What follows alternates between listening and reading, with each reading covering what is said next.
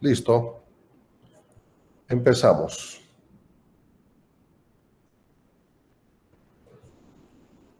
¿Se ve, jóvenes? Doctor, perdón que lo moleste. Sí. Quería consultar. Sí. En este momento está habilitado para que todos entren sin restricción ya de horario. ¿Quiere que corte el acceso sin autorización? No, que entren nomás, todos. Perfecto. Queda Gracias. bien, entonces. Listo. ¿Se ve, verdad? Sí, doctor. Partimos. Entonces, el orden de los factores no altera el producto y el que sabe, sabe, ¿no? Y el que no sabe se queja. Ah, no, pero primero dijo vía aérea. Me interesa. Shock. Lo fundamental en el estado de shock, y cuando hablamos de shock, estamos hablando del shock en el contexto de trauma, ¿no? Del paciente accidentado, y eso es igual a shock hipovolémico, porque como ustedes sabrán, o algunos, hay distintos tipos de shock. Hay hipovolémico, hay cardiogénico, neurogénico, shock anafiláctico y shock séptico. Pero nosotros nos vamos a enfocar en este tipo de accidentados, gravemente lesionados, con pérdida de sangre. Acá está incluso viendo, ustedes están viendo un torniquete en el brazo izquierdo por una lesión, una amputación traumática, ¿verdad? Entonces el mecanismo de lesión parece que ha peleado con un tigre o con un oso. El mecanismo de lesión es más que elocuente cuando ven este tipo de lesiones. Y en el estado de shock, lo primero es identificarlo. ¿Nuestro paciente tiene shock o no? ¿Verdad? Y esto se hace en base a las manifestaciones precoces del shock. Todo en medicina, si quieres tener éxito, tienes que detectar precozmente, así como lo haría la inteligencia artificial. Tienes que tener una actitud propositiva y decir, yo tengo que llegar al diagnóstico precozmente, no con hipotensión arterial. Si tú, en tu pensamiento, en tu cabeza está que para hacer el diagnóstico de shock tiene que haber hipotensión arterial, estás en shock grado 3, llegaste tarde, probablemente pierdas al paciente. Entonces, lo más importante es saber definir qué es un shock. Un shock es un estado de hipoperfusión tisular e hipooxigenación tisular de órganos y tejidos. Eso es shock, ¿verdad? Microscópicamente, ¿cómo se expresa eso? En un cambio en el metabolismo aeróbico por el déficit de oxígeno y la hipoperfusión de órganos y tejidos, cambia a un estado de un metabolismo anaeróbico con la producción de ácido láctico. La producción de ácido láctico va a llevar a una acidosis metabólica, una lactacidemia. La célula va a seguir sufriendo, edema celular, ruptura de los organelos, las mitocondrias, los ribosomas se edematizan y llega a estallar la célula, ¿verdad? Hasta llegar a la muerte celular. Lo importante entonces nosotros tenemos que saber es, si sabemos el diagnóstico, la definición, tenemos que saber identificar. Y en trauma son 3 las manifestaciones precoces que nos dicen este paciente está en shock. Va a venir en las siguientes diapositivas, pero son alteraciones en la frecuencia cardíaca, taquicardia. Segundo, piel pálida, sudorosa y fría. Y tercero, alteraciones del sensorio, alteraciones del estado neurológico. Y todo esto es producto de una instalación así por así. No, el organismo es sabio y apenas se enfrenta con una pérdida de algo de sangre. Estamos hablando de shock hipovolémico, por si acaso, para que se ubiquen. Entonces, hay una pérdida de sangre, el organismo detecta e incrementa la producción de catecolaminas, adrenalina, noradrenalina, todas las aminas, y estas, como tienen efectos simpáticos y parasimpáticos, si saben por si acaso esto, que van a trabajar en todo el organismo. A nivel cardíaco predomina el efecto simpático sobre el parasimpático y hay taquicardia, ¿verdad? El organismo nota que está perdiendo sangre y lo que necesita es mantener perfundido el cerebro, el corazón y los riñones, y para eso el corazón trata se dice, la solución es que tengo que bombear más rápido para cuidar mi cerebro, porque está estudiando medicina, para cuidar mis riñones y para cuidar mi corazón. Entonces, por eso, taquicardia. Listo, como hay pérdida del continente, hay líquido que está faltando, que se está perdiendo, entonces se sacrifican ciertos territorios del organismo, particularmente el cutáneo y el visceral. Por eso la piel se pone pálida, porque está vasocontraída, está predominando ahí el efecto de la vasoconstricción, el simpático sobre el parasimpático. ¿Y para qué? Para mantener perfundido el cerebro, el corazón y los riñones. Lo mismo está ocurriendo a nivel visceral, a nivel intestinal, para proteger órganos nobles. Estoy repitiendo como loro 10,000 veces, espero que se les quede. Y además, ¿y cómo ocurre? Como a pesar de este gran esfuerzo del organismo, llega menos sangre al cerebro, ¿ya? Entonces, eso les ocurre cuando hay examen, parece. Entonces, llega menos sangre al cerebro y el paciente está desorientado, confuso. Esas son las 3 manifestaciones precoces. Si ustedes ven a un paciente accidentado y que está taquicárdico, piel pálida, sudorosa y fría y confundido, ese paciente está en shock hasta que se demuestre lo contrario. Hoy vamos a aprender a aplicar los principios del ATLS para el manejo de un paciente traumatizado con las prioridades, ¿verdad? Vía A, vía aérea permeable con control de la columna cervical. Vamos a reconocer los signos y síntomas precoces de un estado de shock. Va a evaluar el caso de un paciente, acuérdense el caso clínico de ayer, y determinar las posibles causas de shock. Discutir los cambios que podrían verse en la evaluación inicial de un paciente en shock, manifestaciones precoces. Evaluar la eficacia del manejo inicial con líquidos en el paciente en shock. 9ª y 10ª edición, estamos hablando de hipotensión permisiva y la resucitación balanceada. Nuevos conceptos, nuevos no, o sea, para mí nuevo es que lo que ha pasado hace un mes. Esto estamos hablando la edición 9 hace 10 años, la edición 5, estamos hablando de 10 años atrás, de que se viene hablando en el mundo entero, ya está prácticamente ya dejándose de lado. La hipotensión permisiva sí se maneja, la resucitación balanceada está entrando en desuso, y vamos a discutir el impacto de los factores especiales de pacientes en el manejo del shock, embarazadas, adulto mayor, atletas, niños, ¿no? Caso clínico. Esto es un escenario en desarrollo, no se olviden. 80 años, varón, accidente automovilístico a baja velocidad. Ese es el mecanismo de lesión. Y con eso es suficiente, sí, jóvenes. El que sabe, sabe.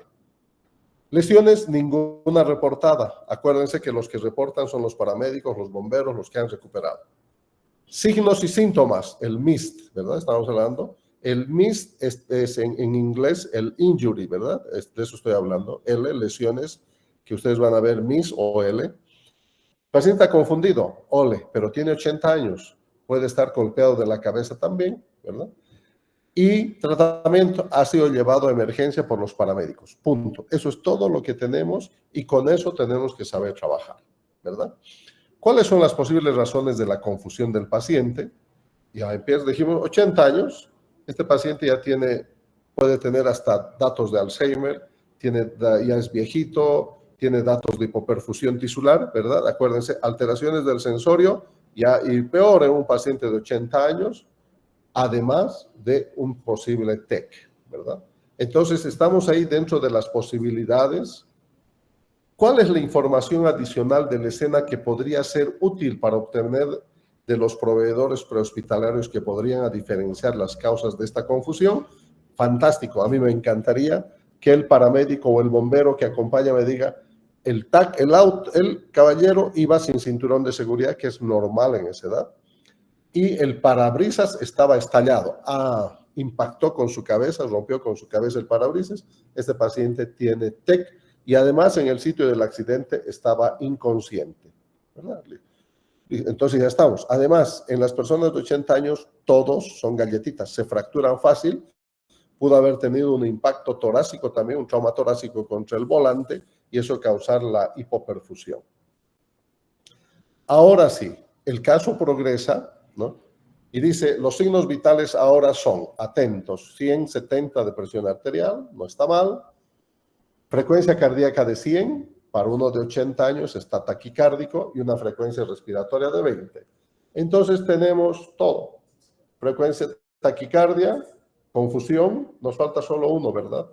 Y en los viejitos, porque tienen, en las edades extremas, niños y adultos mayores, tienen un exceso de piel. Fácilmente expuestos al medio ambiente, pierden el control térmico y se enfrían fácilmente. El paciente recibió líquidos en su atención, ¿no? O sea, no hay que perder mucho tiempo a los paramédicos. No te preocupes de colocar sueros. Agarra al paciente, estabiliza, collar cervical, tabla espinal larga y vámonos al hospital. Seguimos avanzando. Basado en la información dado, ¿este paciente está en shock? Pregunta. ¿Qué información adicional se necesita que le ayude a determinar esto? Entonces, probablemente la respuesta de algunos sea, ¿cómo está la presión arterial? ¿Saben qué? No me interesa la presión arterial. Lo que me interesa en este paciente en este momento es mirarle la piel, tocarle la piel y complementar mi tercer signo clínico, porque ya tenemos de los 3 precoces, tenemos 2, confuso, taquicárdico, y si la piel está, entonces clínica, todo clínica, solo clínica, ¿verdad? Después, cuando hagamos la resucitación, ya vamos a ver qué ha ocurrido con este paciente. ¿Qué signos vitales y de laboratorio apoyan el diagnóstico de shock? Bien. ¿Puede un signo vital o resultado de laboratorio diagnosticar un shock? Hoy, por ejemplo, en la visita estaban sus compañeros, decía, el paciente ingresado con el diagnóstico de hemorragia digestiva baja. Sí, perfecto. ¿Por qué? Porque hay sangrado rectal, hematoquesia, al inicio, durante o después o al final de la hemorragia digestiva baja. Punto. Y en ese contexto tengo que yo saber mi diagnóstico diferencial: enfermedad diverticular, hemorroides, fisuras, tumor y eso, ¿no? Cáncer. Entonces, ese es el juego que tengo que hacer con los diagnósticos diferenciales. En el laboratorio viene una hemoglobina de 8. Dice, ahora el diagnóstico ya no es hemorragia digestiva alta, es shock hipovolémico. Por favor, ¿no? Eso es una mala interpretación. ¿Cuál es la causa más común de shock en trauma? Entonces, acá ya viene el tema de saber de que en trauma es la pérdida de volumen, ¿no? El shock hipovolémico, la causa más común. Sin embargo, no podemos dejar de lado ciertos tipos de shock que pueden ir acompañando al trauma, como es el shock neurogénico, en los pacientes con un trauma raquimedular, o sea, traumatismo cervical alto, que es un trastorno neurológico que se manifiesta con signos y síntomas hemodinámicos. Puede haber un shock séptico en trauma, sí, si el accidentado ha llegado 8 o 10 horas después del lugar del accidente hasta que llega al hospital, ese lapso, y tenía estallido de colon, obviamente va a llegar séptico. Puede haber un shock cardiogénico, indudablemente que sí, si hubo un trauma torácico con una contusión cardíaca. Entonces vamos viendo los distintos tipos de shock. ¿Qué tipo de lesiones de tejidos blandos u óseos podrían desarrollar estados de shock? Indudablemente que en trauma, la lesión de vísceras macizas, la lesión de estructuras óseas pueden condicionar o llevar estados de shock. Sobre todo, fracturas de fémur bilateral, fácil tenemos 750 por lado, 1500 de sangre. Se describe y se dice que las fracturas de pelvis en libro abierto por compresión antero-posterior, ¿verdad? Donde hay una disyunción de la articulación sacroiliaca o la sínfisis del pubis, ahí están 3 litros de suero, entonces ya no te enloquezcas 3 litros de sangre, ya no te enloquezcas en pensar, ¿y dónde está el shock? El shock está ahí. Entonces, saber cuánto de sangre va a quedar, y no solamente se secuestra en el sitio de la fractura sangre, también se secuestra próximo a la fractura por el edema, la inflamación, líquido, ¿verdad? Entonces, tenemos que saber cuánto de sangre y de líquido va a provocar una fractura de fémur, una fractura de húmero, una fractura de pelvis, para poder interpretar. Progresa el caso. Como corresponde, se ha hecho A, B, C, y en C le han colocado 2 accesos intravenosos gruesos. Eso significa calibre, ya no existe en el mercado 12 es un grueso calibre, 14 encuentras con suerte, normalmente es 16, ¿no? Un catéter venoso 16, se recomienda un catéter de grueso calibre, y se le administró 1 litro en bolo de solución cristaloides. Fantástico. Ojo, es viejito, tiene 80 años, tiene hipertensión, tiene una serie de enfermedades, puede tener una fibrilación auricular, estar tomando anticoagulantes, ser diabético. Entonces, ahí vamos a saber cuando hagamos la historia amplia.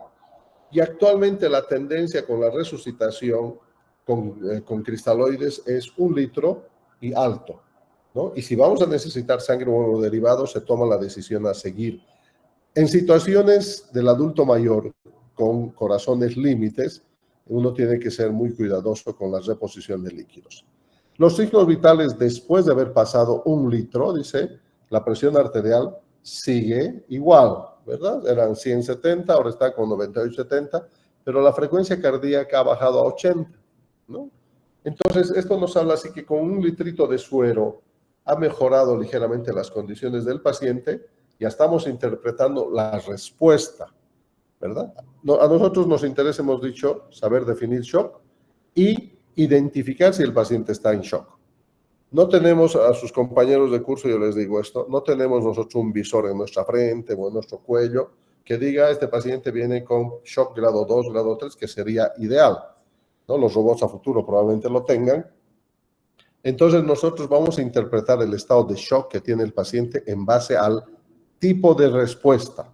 Este es un paciente respondedor que con 1 litro de cristaloides ha ido mejorando, por lo tanto, tuvo un shock grado 1. Entonces uno saca conclusión posterior durante el debriefing, en la reevaluación final. Pero el paciente permanece confundido e incapaz de proporcionar su historia médica. Aquí es importante que el resto del equipo haga la historia amplia con su familia y ver qué medicamentos toma el paciente. ¿Qué anexos debería considerarse para determinar la causa del shock si aún no se han hecho? Todos los pacientes tenemos en A, es bueno sistematizar el aprendizaje. En A tengo que pedir los anexos siguientes: oxímetro de pulso, monitorización electrocardiográfica, listo. En B vamos a pedir una radiografía, ahí me acuerdo, radiografía de tórax, radiografía de pelvis y radiografía de columna cervical. En C, mi anexo va a ser, tomen laboratorios, examen, una muestra de sangre para hemograma, glicemia, urea, creatinina, ATP, INR, grupo sanguíneo y RH, y además la determinación de alcohol y drogas en sangre. No es mujer, chao, test de embarazo. Listo, ¿verdad? Además, licenciada, coloque una vía venosa de grueso calibre con una solución cristaloide, con cuidado, por favor, y además traiga una sonda nasogástrica y una sonda Foley. En cuestión de 30 segundos, hemos utilizado todos nuestros anexos y cada anexo tiene un rol importante. Un rol vital juega la sonda urinaria, ¿verdad? ¿Cómo voy a evaluar la respuesta a mi resucitación? En base a la diuresis. ¿Ya? La diuresis es el parámetro fisiológico más importante para evaluar la resucitación de un paciente en shock. Por lo tanto, tengo que saber que un adulto orina promedio de 0,5 a 1 ml kilo peso hora. El lactante menor, orina 12 ml kilo peso hora. Cuanto más chico la persona, orina más. El lactante mayor, 1,5 ml kilo peso hora. El escolar y preescolar orinan promedio 1 ml kilo peso hora. Entonces hice eso y salió en la orina 600, ya de hecho me quedo tranquilo ese paciente, y además de que los signos vitales han ido hacia la estabilización. ¿Cómo debería proceder la reanimación posterior? En base... Ay,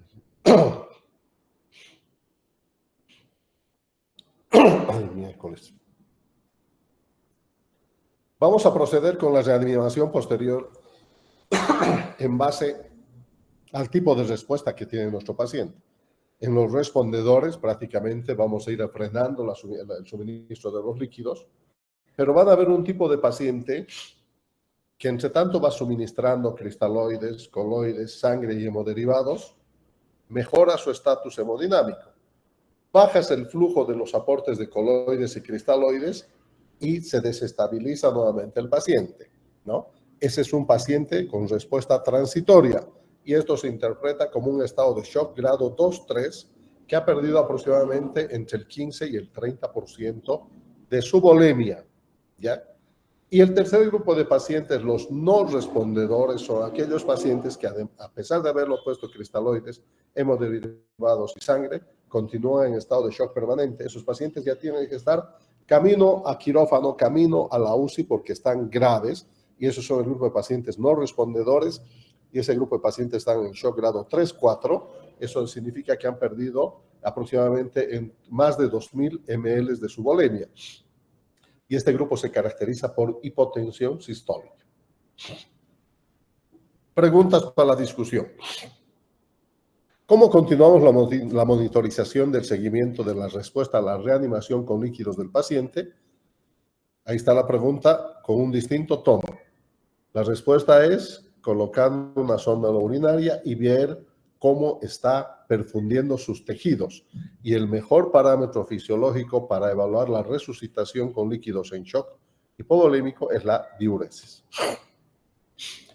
La radiografía de tórax muestra múltiples fracturas costales, lo dijimos, los mayores se fracturan con un soplido y un gran hemotórax derecho, ¿verdad? Por eso es que sirve hacer de rutina radiografía de columna cervical, tórax y pelvis, porque además en el mecanismo de lesión ya podemos deducir que el paciente tuvo un impacto torácico con el volante y quizás no llevaba cinturón de seguridad. Uno de los componentes del team hizo la historia amplía, alergias, medicamentos, patologías, libaciones y ambiente, eso es amplía. El familiar llega y provee su historia. Tiene enfermedad arterial coronaria, tiene stents arteriales hace un año, no dice cuánto. Medicamentos, toma betabloqueadores. Puede ser por eso es que no hace taquicardia. Está tomando el clopidogrel, que es un antiagregante plaquetario, como la aspirina. Hay aspirina, mira, toma, está acá duplicando, está aumentando el riesgo de sangrado. Probablemente por esto, porque solo la aspirina es suficiente como antiagregante plaquetario, 100. Pero si le estás dando clopidogrel, algo le ha pasado a su cardiólogo, es mucho. Entonces, con un pequeño golpe, y ahí está la explicación también del hemotórax, ¿verdad? Entonces, todo tiene una interpretación, no solamente la contusión. Y aquí es importante saber lo que es el efecto de los medicamentos. Por ejemplo, si el paciente tiene un marcapaso, nunca vas a tener una taquicardia, ¿verdad? Porque ese corazón va a responder a cuánto se ha programado el marcapaso. Si el paciente está tomando betabloqueadores, va a haber una tendencia a una frecuencia cardíaca normal o menos, ¿verdad? Y tenemos que tener en cuenta mucho esto para tomar las decisiones. ¿Qué preocupación se presentan con los antiagregantes plaquetarios? Me preocupa más esta combinación que puede suceder, ¿verdad? Él estaba con su cardiólogo que le dio clopidogrel y le dijo, suspenda la aspirina. Fue al cirujano vascular y le dijo, tome la aspirina, porque no sabía que le habían cambiado al clopidogrel. Y el paciente no comunica que le habían cambiado su cardiólogo al clopidogrel. Tome aspirina, listo. Entonces él toma las dos cosas y está súper anticoagulado, antiagregantes plaquetarios y va a sangrar con facilidad. ¿Qué condición médica podría impactar en la respuesta posterior del paciente al shock? Porque además tiene una enfermedad coronaria de base, con un infarto y un stent, y tuvo un impacto torácico con un hemotórax, ¿verdad? Entonces, eso también pudo haber provocado una contusión miocárdica, y obviamente en este paciente, en el electro, podemos tener supradesniveles del ST como reflejo de enfermedad coronaria, las CUS antigua, o los supradesniveles por una contusión nueva. Vamos a la conclusión del caso. Se inicia transfusión plaquetaria. Se colocó un tubo pleural derecho que drenó, obviamente se ha suspendido el clopidogrel y la aspirina. Un tubo pleural derecho que drenó 750 ml. El gasto posterior es de 50 ml en 2 horas, o sea, vaciamos todo. No hay una sospecha de una lesión mayor. Preguntas.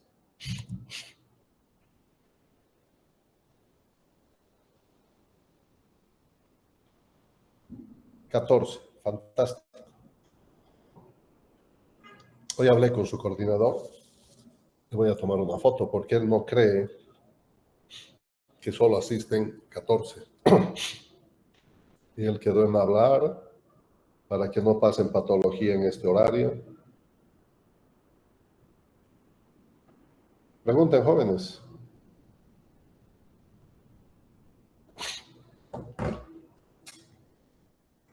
No hay preguntas. Vámonos a la continuación. La presentation. Acá.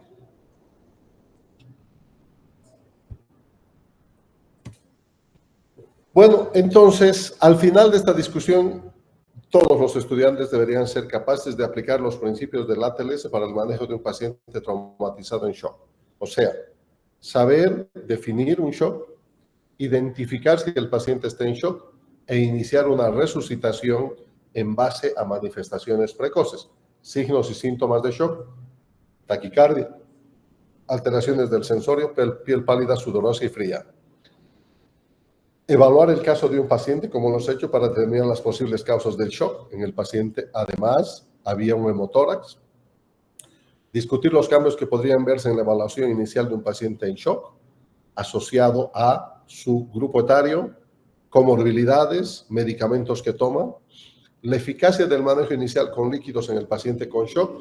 Acá te está preguntando, ¿qué tipo de respuesta tuvo tu paciente con la resucitación de líquidos? Respondedor, transitorio, no respondedor, y discutir el impacto de los factores especiales, mujeres embarazadas, niños, adulto mayor, atletas. Resumen, la hemorragia es la causa más común de shock en trauma, no se olviden. Pueden haber los otros tipos. Ningún laboratorio es capaz de hacer, no esperen hacer el diagnóstico. Ah, cayó la hemoglobina, ahora sí está en shock. No, es la clínica, el mecanismo de lesión y la clínica. Una pérdida masiva de sangre podría producir solamente un mínimo decremento en la hemoglobina y hematocrito. El cambio en la hemoglobina y hematocrito se van a reflejar recién después de 12 a 24 horas de ocurrido el incidente. Un daño mayor a tejidos blandos y fracturas pueden ser asociados a una hemorragia significante. Lo que les dije, fractura bilateral de fémur, 1500 más el edema, estamos hablando de 2000 de líquido secuestrado. La respuesta inicial del paciente a los líquidos ayudará como guía de la terapia posterior, ¿no? ¿Cómo interpreto esta parte? ¿Cómo responde mi paciente al uso de cristaloides? Si es un respondedor, paro. Si es un respondedor transitorio, cristaloides, coloides, sangre y hemoderivados, urgente la evaluación por los especialistas. Si es un paciente que no responde, ya tiene que estar en camino a quirófano o a la unidad de terapia intensiva. Una variedad de condiciones especiales podría afectar la respuesta del paciente al shock y al manejo. ¿A qué hace referencia esto? El adulto mayor en general tiene una respuesta fisiológica pobre, es sordito, ve menos, sus reservas fisiológicas de catecolaminas están disminuidas, sus vasos, sus arterias y venas, sus arterias están ateroescleróticas, ya no responden con la flexibilidad de siempre, tienen hipertensión, dislipidemia, diabetes, enfermedad coronaria, como este paciente, toman betabloqueadores, tienen marcapaso, toma antiagregantes plaquetarios, toma clopidogrel, toma aspirina.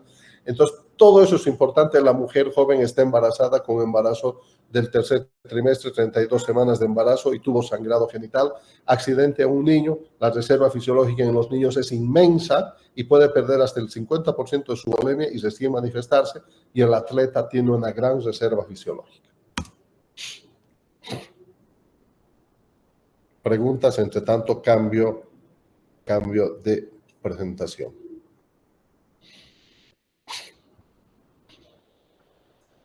Manejo de la vía aérea y ventilación.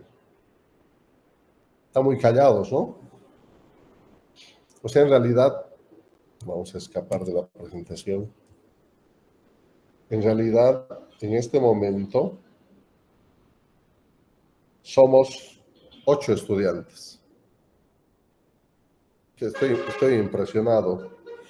Y de los 8 seguramente son 7 los estudiantes que están pasando práctica conmigo. Y mañana los voy a interrogar. Y el resto debe estar en patología. Vámonos. Nos va a dar para abdomen más hoy día.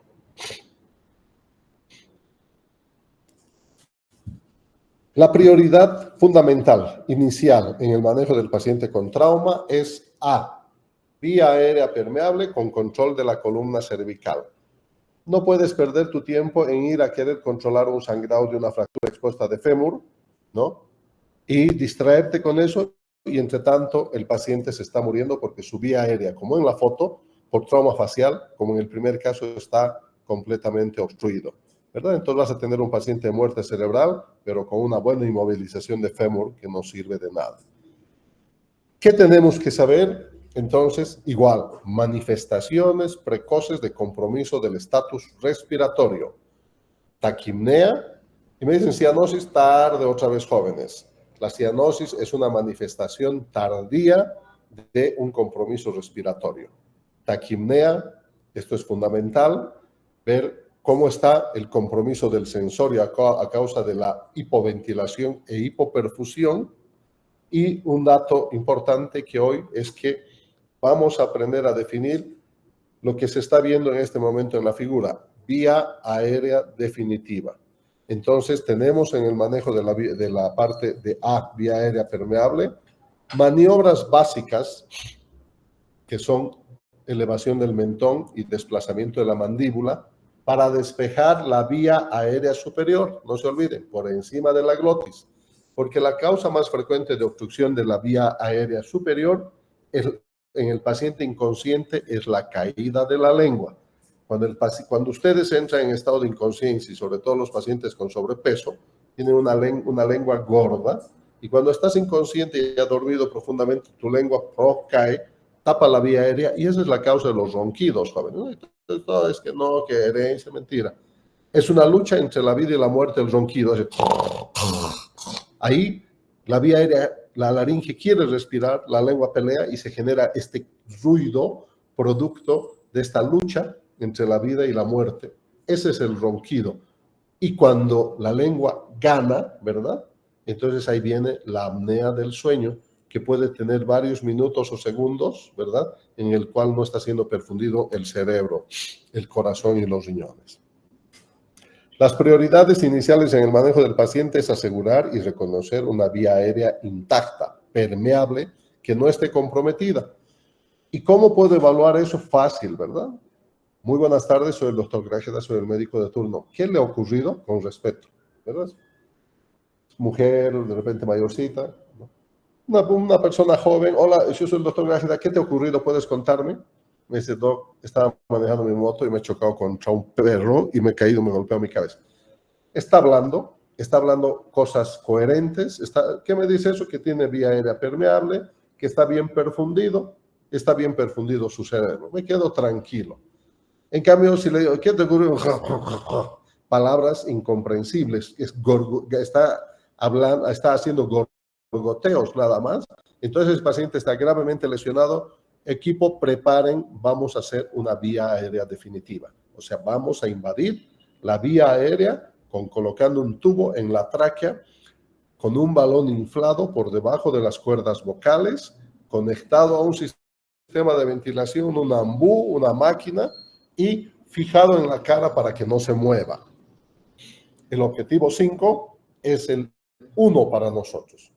Vamos a identificar situaciones diferentes, clínicas, en las cuales el compromiso de la vía aérea, todos relacionados mucho con el mecanismo de lesión y el estado de la conciencia. Reconocer los signos y síntomas de compromiso de la vía aérea en un caso real, o sea, un accidente. Determinar los factores que pueden predecir una vía aérea difícil, ¿verdad? En cuanto a que para esto existen escalas de evaluación como el Malampathy, que es muy útil.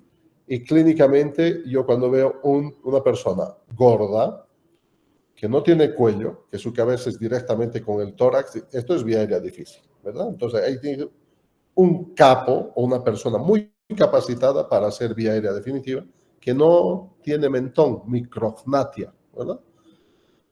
Factor para predecir dificultad, o que su lengua está protrudiendo por su boca, ¿no? Macroglosia. Ya, esto está grave, esto va a ser difícil. Y vamos a aplicar el algoritmo para la vía aérea en el escenario que incluye un paciente con vía aérea difícil, y vamos a definir, ya hemos definido vía aérea definitiva. Obeso, ahí está, cabalito. 43 años, joven, mecanismo de lesión, perdió el control de su pequeño vehículo mientras viajaba a alta velocidad. Estos escenarios podrían darse, estos son más de Estados Unidos, ¿no? Alaska, Nueva York en invierno. Aquí en Cochabamba podría ser en la altura del camino a La Paz, o más en La Paz, en Chacaltaya. Mientras viajaba a alta velocidad sobre un camino congelado, resbaló, chocando del lado del conductor con árboles grandes. Y si vemos, su rueda no tiene cadenas, no tiene medios para circular en nieve, ¿verdad? Entonces, imprudente, además, el gordín de 43 años, y obviamente resbaló y se golpeó contra los árboles. Injury, ninguna reportada, lesión. Síntomas y signos. Paciente combativo durante la extracción, ¿no? Entre tanto no se demuestre lo contrario, jóvenes, la combatividad tiene que ser interpretado como un estado de hipoxia. No está llegando sangre adecuadamente a su cerebro, ¿no?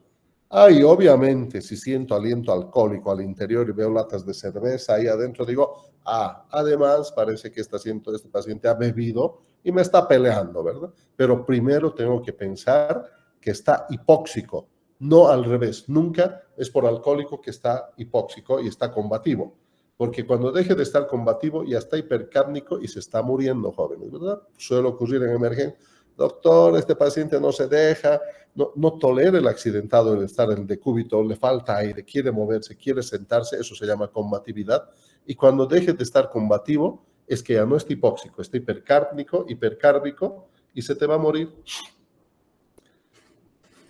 Tratamiento, le han puesto en una tabla espinal, sobre una tabla larga, tiene un collar cervical, y además tiene una ventilación con reservorio, una máscara y reservorio. ¿Qué aspectos del mecanismo de lesión reportado presentan compromiso de la vía aérea? Fácil, ¿verdad? La obesidad, el impacto lateral, ¿verdad? Pero me gustaría saber además si había aliento alcohólico o no. ¿Cuáles son los hallazgos clínicos que sugieren compromiso potencial de la vía aérea? La combatividad.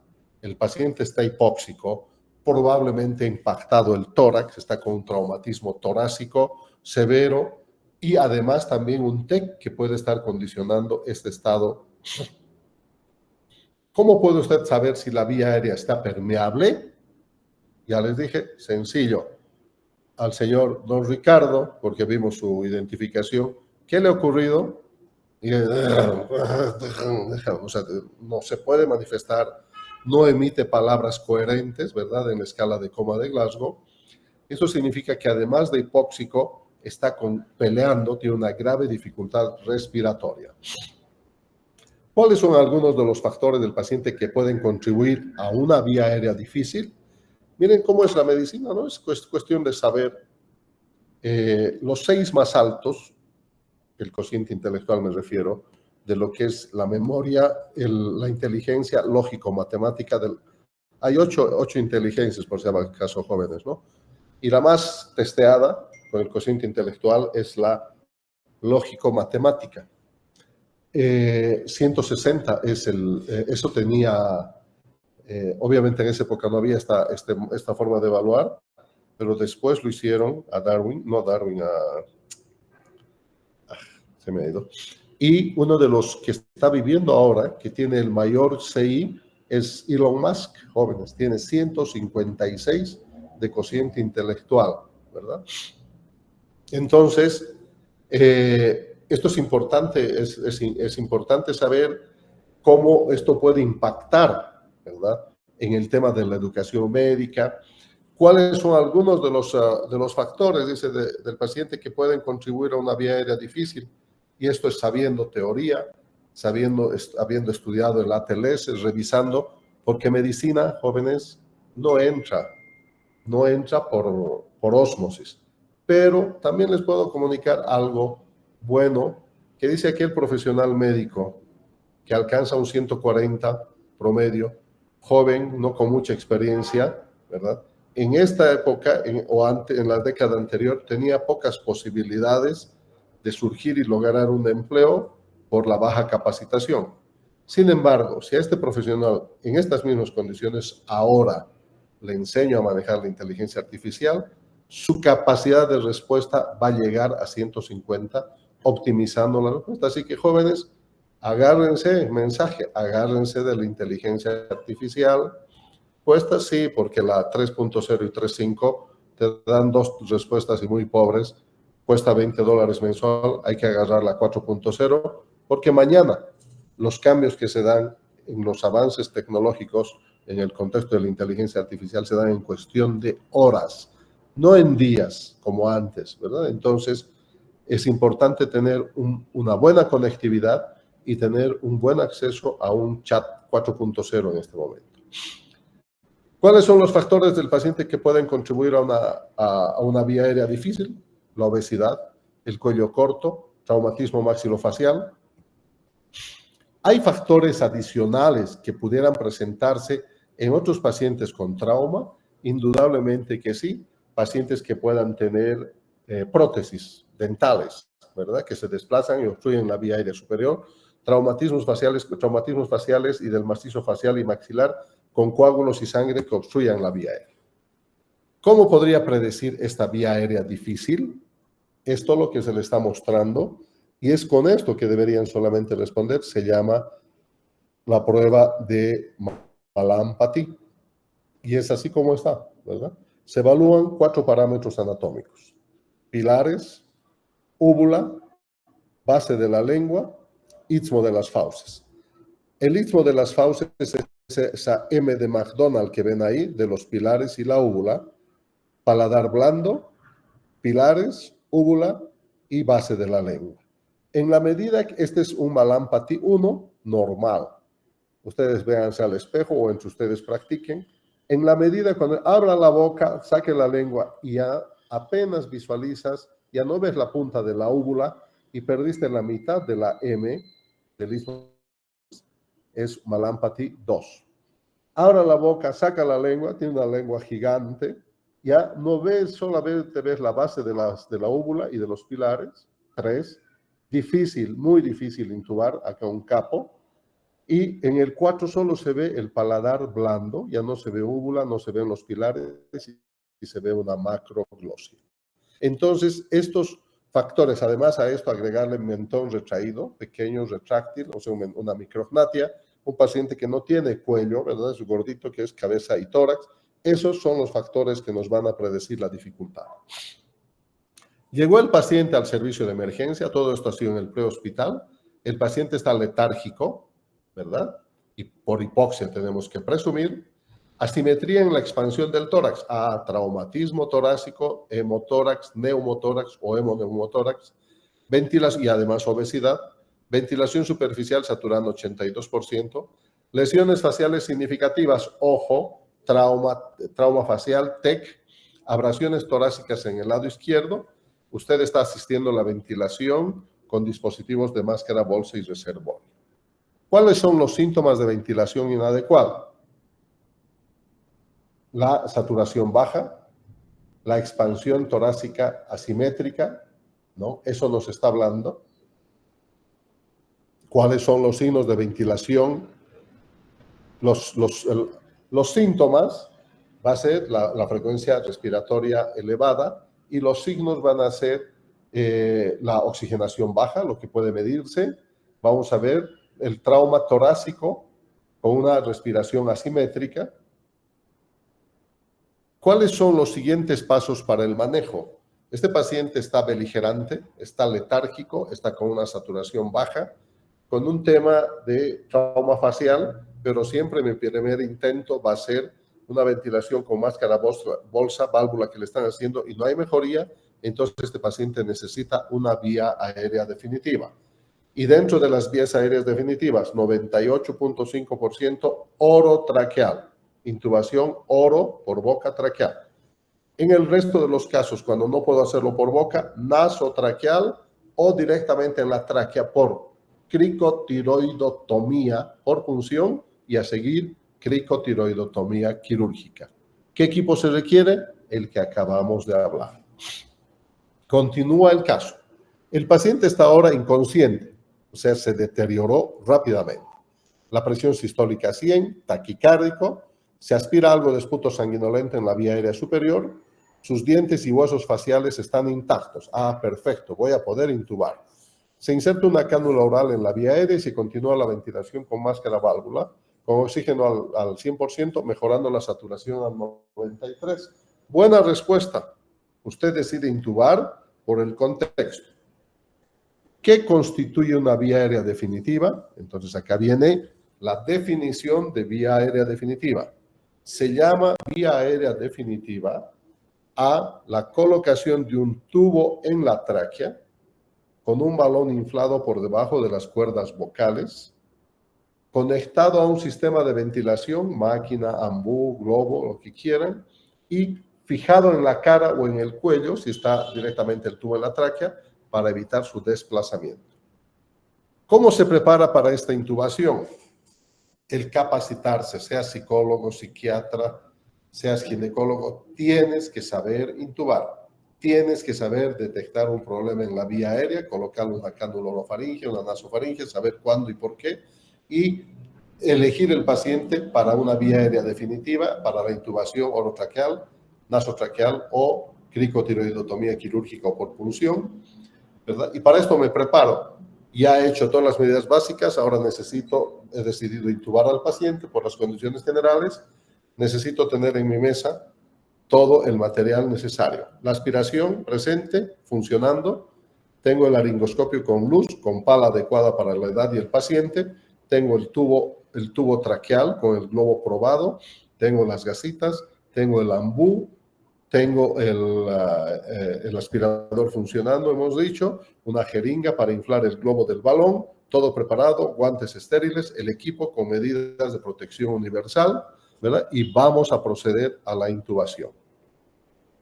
¿Qué anexos vamos a utilizar durante la intubación? Oximetría de pulso, monitorización electrocardiográfica y acuérdense, tuvo un trauma torácico, este paciente ya se pidió radiografía de columna cervical, de tórax y de pelvis. ¿Usted tiene dificultad para intubar al paciente? No he tomado en cuenta las dificultades físicas, la edad del paciente y el estado de obesidad. Entonces, pero puede ocurrir hasta el más diestro, ¿verdad? Entonces tengo dentro del abanico de opciones de manejo de la vía aérea difícil, tengo las vías aéreas no definitivas, como son la máscara laringea, pero es difícil llegar a un sellado adecuado, dice, ¿no? Por lo gordito que es, la máscara no puede sellar completamente. Entonces hago un intento con una bujía elástica de goma, se llama la guía de Ishman, para intubar al paciente, que es exitoso, fantástico, y logré intubar y mejora la oxigenación del paciente. Si a pesar de estas medidas no mejora, vamos a modificar acá, no mejora la oxigenación del paciente, ya hemos agotado todas las medidas de hacer una vía aérea definitiva por vía nasotraqueal o orotraqueal. Entonces ahora vamos, cuando está indicada una vía aérea quirúrgica, debería usted realizarla ahora, no porque mejoró, ¿verdad? Pero si no hubiera mejorado, la respuesta es sí. ¿Qué hay que hacer? Cricotiroidotomía por punción. Con una aguja gruesa conectado a una llave de 3 vías de oxígeno voy a puncionar en la membrana cricotiroidea en ángulo de 90 grados y luego voy a inclinar en 45 hacia cefálico y voy a desplazar hacia la parte distal de la tráquea y voy a suministrar oxígeno. Tengo 10 minutos después de la cricotiroidotomía por punción para hacer la cricotiroidotomía quirúrgica. Seguimos. Después de una intubación asistida con drogas exitosa, los signos vitales a pocos minutos de la intubación, sigue taquicárdico, la presión sigue afectada y la saturación 70. No mejoró. Hay disminución de los ruidos respiratorios en el lado del tórax izquierdo por el trauma. Acuérdense que impactó de ese lado. A es resuelto, pero al parecer el problema es en B. Inspección, hay erosiones en la parrilla costal izquierda, dijeron. Crepitación ósea, probablemente está haciendo un neumotórax al paciente que vamos a ver en la radiografía. ¿Cuáles son las posibles causas del deterioro del paciente? La presencia de un trauma torácico asociado a un neumotórax simple o un hemoneumotórax. ¿Cómo usted puede diagnosticar y tratar las posibles causas? Fácil. Por la clínica, inspección, palpación, percusión, auscultación. Licenciada, quiero ver la radiografía de tórax en este momento. Conclusión del caso. Se descubrió se descubrió una intubación del bronquio principal derecho. Suele ocurrir que el tubo lo desplazaron demasiado y por la anatomía de la tráquea y la división a nivel de la carina, el bronquio fuente derecho es como una especie de continuación en ángulo de la tráquea. En cambio, el broncofuente izquierdo es angulado. Por lo tanto, el tubo va y se mete a la vía hacia el bronquiofuente derecho y era la causa de la no mejora en el estado respiratorio del paciente. Retiramos 3 centímetros hasta que el balón choque o se encuentre un stop en las cuerdas vocales y el paciente mejora significativamente. Los signos del paciente regresan a lo normal y se completó la revisión primaria con B, con C, con D y con E. Preguntas, jóvenes.